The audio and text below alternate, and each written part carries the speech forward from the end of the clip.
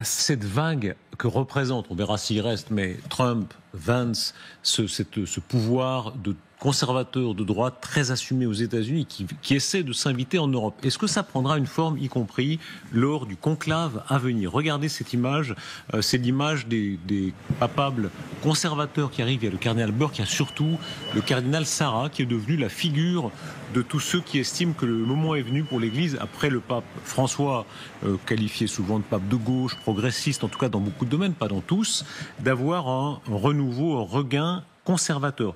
Il y a un phénomène autour de ce cardinal. Regardez par exemple comment en Pologne, ce député européen Tarczynski tresse ses éloges en disant voilà, ça c'est l'avenir. On peut lire peut-être son tweet. Il y en a beaucoup comme ça, notamment ici aussi. Cardinal Sarah, notre espoir. Et pourquoi Guillaume Roquette, cet homme, et cet homme en particulier, incarne cela? Parce que jusqu'à présent, les souverains pontifes ont toujours tenu les deux côtés de la corde. C'est-à-dire que, en tant que chef du catholicisme, ils assumaient à la fois le caractère très personnel de la religion catholique, qui est une rencontre de chaque fidèle avec le message du Christ auquel il adhère ou non. Et en même temps, le christianisme, c'est 2000 ans d'histoire, c'est l'élément structurant de l'Occident, et donc il y a une dimension civilisationnelle. Et un homme comme Jean-Paul II, évidemment,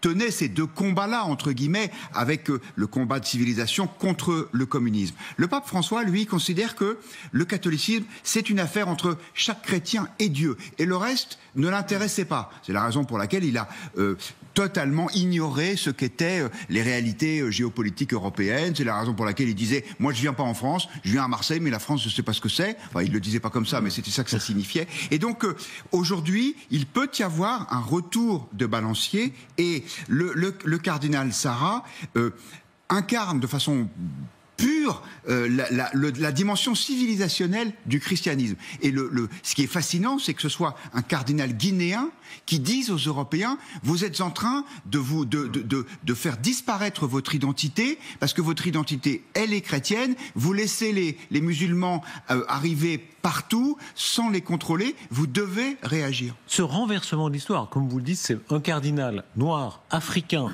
Souvent, il y avait cette association d'idées absurdes que forcément les cardinaux du tiers-monde, comme on disait à l'époque, seraient les plus progressistes, ceux qui seraient les plus de gauche, entre guillemets. Là, c'est le contraire, c'est-à-dire qu'il incarne une église africaine qui est plutôt conservatrice, et très revendiquée. Qui est tout à fait conservatrice, qui dit, parce que quand, par exemple, même dans l'église anglicane, on a commencé à faire les mariages homosexuels ce sont les Africains qui ont dit aux Européens, mais attendez, quand le missionnaire, ce que vous nous avez appris, c'est qu'il y avait Sodome et Gomorrhe, qu'est-ce que c'est que vous lâchez tout, quoi. Oui, il citait Saint Paul. Les convertis, si vous voulez, faisaient la leçon à ceux aux pays qui les avaient convertis. Et effectivement, le cardinal Sarah est favorable au catholicisme de tradition, mais il incarne aussi un continent qui a gagné au cours du dernier quart de siècle, je crois, 270 millions de chrétiens, de nouveaux chrétiens. Et il a la démographie pour lui. La démographie des catholiques africains, évidemment, est très forte. Des religions, le catholicisme, le christianisme, disons, a progressé, mais il a moins progressé au cours des 25 dernières années que l'islam. Ce paradoxe, où il a énormément progressé. Que l'idée de l'Occident est défendue par un non-occidental. À la racine de l'effondrement de l'Occident, dit-il, il y a une crise culturelle, identitaire. L'Occident ne sait plus ce qu'il est. Parce qu'il ne sait plus, il ne veut pas savoir qu'il a façonné, qu'il a constitué, tel qu'il a été, tel qu'il est. De nombreux pays ignorent aujourd'hui leur histoire. Cette auto-asphyxie conduit naturellement à une décadence qui ouvre la voie à de nouvelles civilisations barbares. L'idée qu'il faut être fier d'être occidental, qu'il soutient. Oui, et ce qui est effectivement fascinant, c'est que ces déclarations-là, elles inquiètent beaucoup de chefs d'État occidentaux, de chefs d'État européens, qui se disent « Oh là là, mais on espère que c'est pas cet homme-là qui va être pape, parce que sinon, ça va créer d'immenses tensions. » Mais je pense pas que le cardinal Sarah soit le favori pour être le prochain pape, ne serait-ce que parce que il est quand même en rupture avec les opinions tels qu'on peut les deviner, des cardinaux qui sont aujourd'hui majoritaires et qui ont été créés, et qui ont été institués par le pape François. Mais la force de Sarah, elle est double. La première, c'est qu'il vient d'un pays qui est très largement musulman. Et donc, lui, la pression de l'islam, il sait ce que ça représente concrètement, j'allais presque dire physiquement. Et puis, il y a un autre point, c'est que le cardinal Sarah n'est pas seulement un conservateur, un idéologue, c'est aussi un homme de grande foi, qui était très proche de Benoît XVI, aussi parce qu'ils avaient la même conception de la prière, de ce que l'intériorité, le silence. Et c'est pour ça que c'est un homme qui est assez impressionnant, parce qu'il a à la fois des convictions très fortes et une densité personnelle réelle. Écoutez, ces mecs-là du tiers-monde, ils sont effarés du fait que l'Europe, parce que c'est l'Europe qui a apporté le christianisme d'abord à l'Amérique latine, puis ensuite en Afrique, etc., ils sont effarés que l'Europe ait refusé de dire la vérité, c'est-à-dire que ses racines étaient chrétiennes, de le mettre dans la Constitution.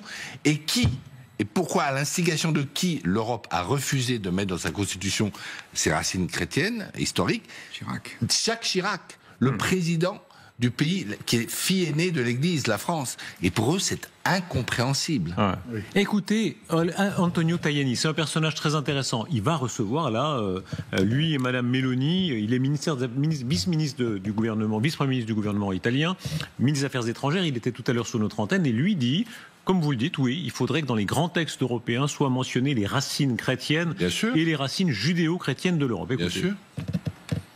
Vous êtes à la fois très européen et un conservateur, que dans les textes européens, la mention des racines chrétiennes soit là?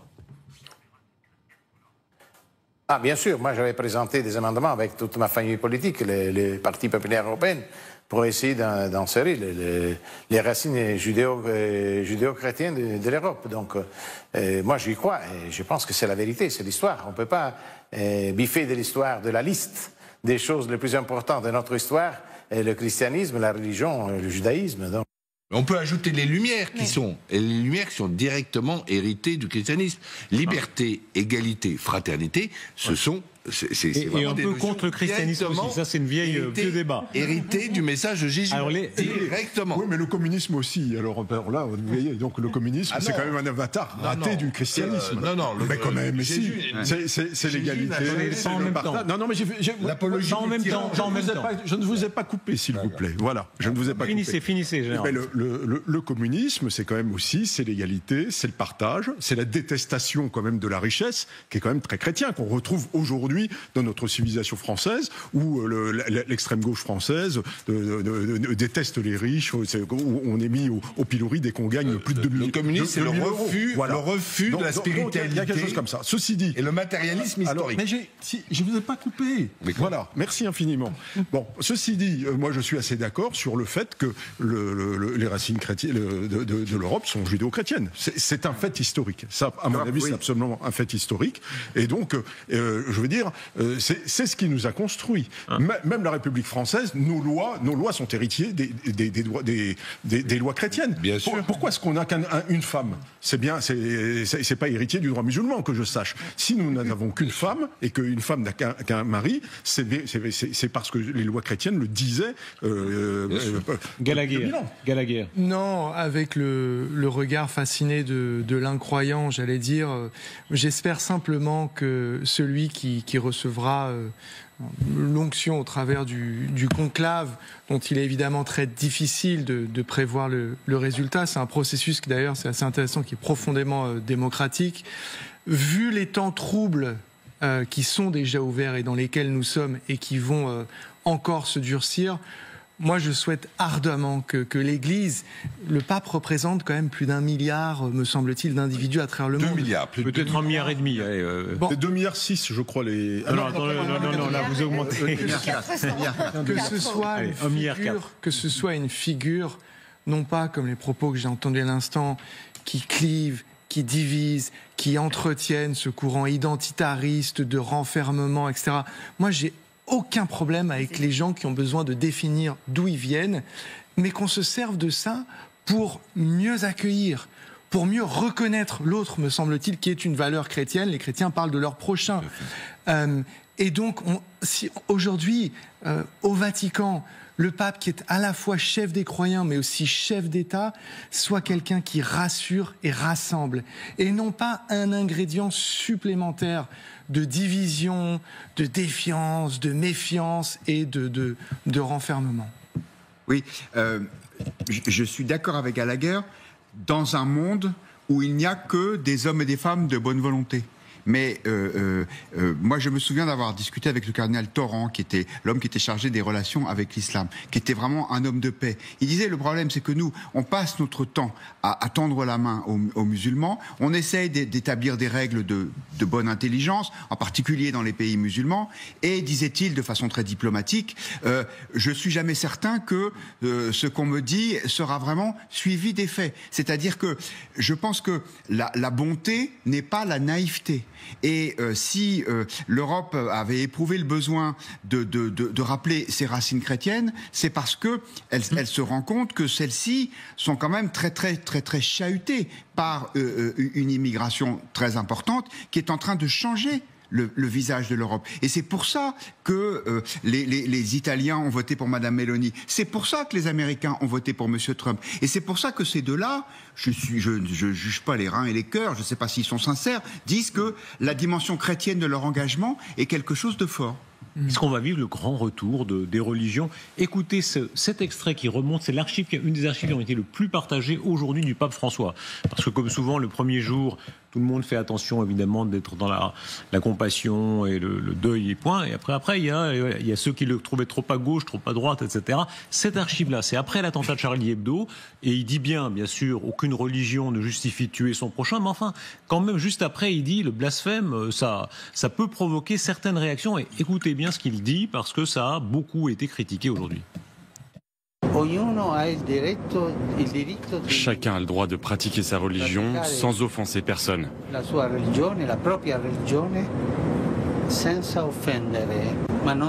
on ne peut pas tuer au nom de Dieu. C'est une aberration.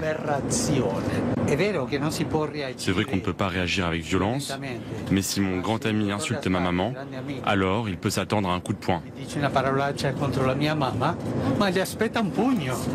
Mais c'est normal. On ne peut pas provoquer, on ne peut pas insulter la foi des autres, on ne peut pas se moquer de la foi. Regardez bien la date, 15 janvier, c'est juste après la tuerie de Charlie Hebdo. Donc évidemment, là, c'est le retour à une conception qui justifie un peu. Alors il dit bien d'abord, on n'a pas le droit de tuer, mais il peut, l'image du coup de poing est très forte. Mais les propos du pape, c'est pas le seul. Enfin, on a vu beaucoup de tweets passer avec un certain nombre de propos, notamment celui-ci qui touche surtout nous ici en France, qui sont des aberrations d'une pape aujourd'hui. Gallagher parlait d'une prochaine pape qui réunit des gens. Mais là-dessus, sur le blasphème, le risque ou la possibilité, certains l'espèrent, qu'on revienne à un respect des religions. C'est une aberration de parler de blasphème. Parlé quand même, il a parlé il a des blasphèmes, mais c'est surtout quand on agresse, attendez-moi à la réponse. Oui. Et il parlait là des caricatures. Le thème, c'était les caricatures de Mahomet. Oui. Non, mais le délit de blasphème, c'est absolument insupportable. C'est l'obscurantisme du Moyen-Âge. Et pourquoi est-ce que, je veux dire, on ne recréerait pas la Sainte Inquisition pour juger les gens qui insultent le Christ, etc., ou Mahomet, et je ne sais pas quoi.